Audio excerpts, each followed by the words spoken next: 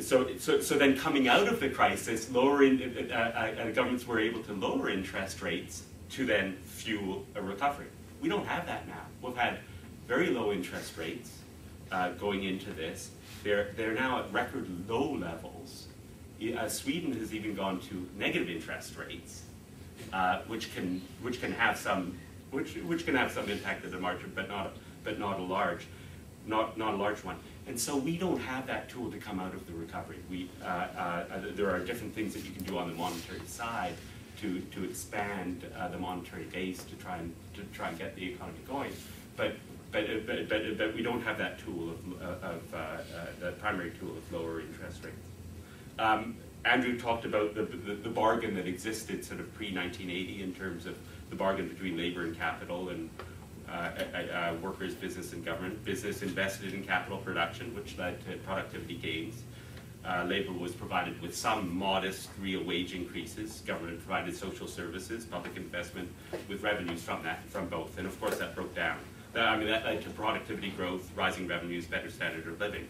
Labor had focused on full employment to provide jobs and stronger growth, but also to increase its bargaining power. So this deal was destroyed after the 1980s. And Andrew talked about what led to breaking it down. But I want to focus on the impacts of one consequence and factor of that, and that's the growing influence of, for lack of a better term, accumulated capital in different areas.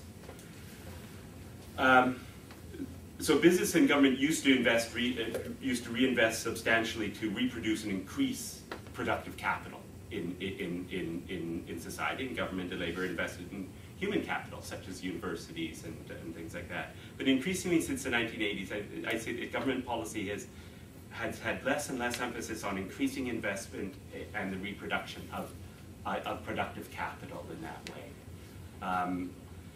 Instead, the policy emphasis has been on increasing returns to capital wherever it is. So this has taken the form of lower and lower business taxes, so especially capital gains, promotion of investor rights, labor flexibility, deregulation, and lower cost of business around. So, and there's been a promotion of capital wherever it is, for instance in China, encouragement of investment booms and busts, irrespective of whether it's in the national interest. And capital does well. People can profit a lot from booms and busts. I mean, some people say that capital likes stability, but a lot of profits are made from uncertainty in different ways.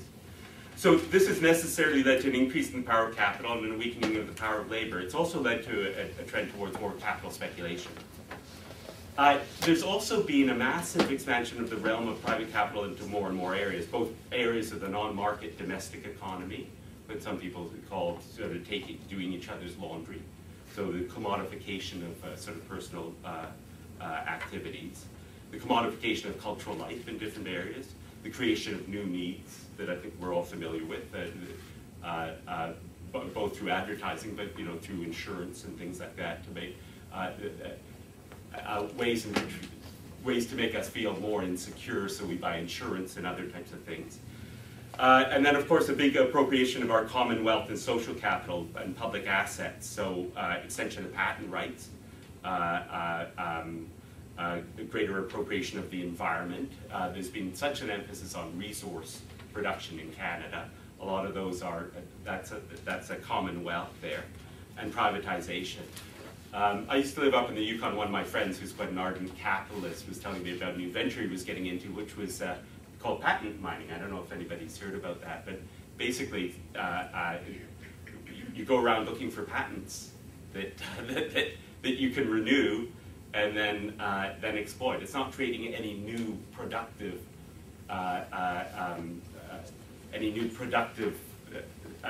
knowledge or anything else. It's basically finding existing knowledge and then exploiting it in different ways. So this seems to have developed a more and more parasitical form of capitalism. Our commonwealth isn't growing as much, but it's increasingly taken over by a malignant form of capital. It's affected workers too. There has been very little real wage growth. In fact, negative real wage growth for those on the lower side, thanks to pretty stagnant minimum wages. There's less time for home outside of the market economy, so we can't recreate our social capital in that way. Fewer public assets, social capital or nature, I think, or natural capital in different ways. And workers in the middle class have become part of this. Many have become petty capitalists in many ways. It was interesting that one of Thatcher's first moves when she became Prime Minister was to privatize the council housing. This made the people who lived in it, and they acquired the council houses for pretty good terms. This made them This made them have interest in increasing the values of their homes. There were probably some good benefits from that, but it also meant that they were part of the system. It's also made dinner table conversations much more boring in the past little while, as people just talk about, the value of their homes or asset values and things like that. So no real wage growth has meant increasing household debt ratios, but also increasing ratio of assets to income. It's interesting to see that in the United States, and people said that we need to get out of this by deleveraging things, and the debt ratios, the household debt ratios in the United States have actually gone down, which is a good thing. But in Canada, they've kept on going up in the past few months and through the recession, because the measures that the government has taken has been to keep on pumping the housing boom through measures that were introduced in the last budget and through low interest rates. So trying to keep the asset boom going. So we've seen this in the impact and response to the economic crisis. There's been incredible focus on stock markets and pensions. I mean, we knew that an economic crisis was happening before, but once it hit with the stock markets around the world dropped by about 50% on average. And that's when the media paid attention, and that's when a lot of other people paid attention. And a lot of the focus has also been on pensions. And I see that in my workplace. A lot of focus is on pensions and people's accumulated capital from the workers' side. There's been a relatively smaller impact on GDP and employment in Canada. In the United States, I think it's been larger, but it's really been on. I'd say the impact has really been on this sort of accumulated capital. And it seems to me that the increasing influence of accumulated capital overall and assets in all facets means that the economy has become fundamentally more unstable with potentially more destabilizing crises. This is also coincident with some demographic changes. As the baby boomers have got older, they've got more assets at this stage in their life where they have more assets. So there is that factor as well that plays in. What I've found amazing is that Canada has almost no industrial or sectoral policy now at the federal level. I mean, there's no attention paid to it. In previous crises, after the 1980s and 1990s, there was a focus on industrial policy. Now, I'm not just talking manufacturing, but trying to encourage more productive investment. I don't see any of that now. There's a little bit of that, maybe in Ontario. There's a little bit of a focus on green economic investment in some areas.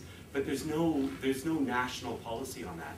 Either there's a sort of ideological belief that we just set the conditions, we don't pick winners, and we just set low tax rates and everything else, which has been shown not to have an impact.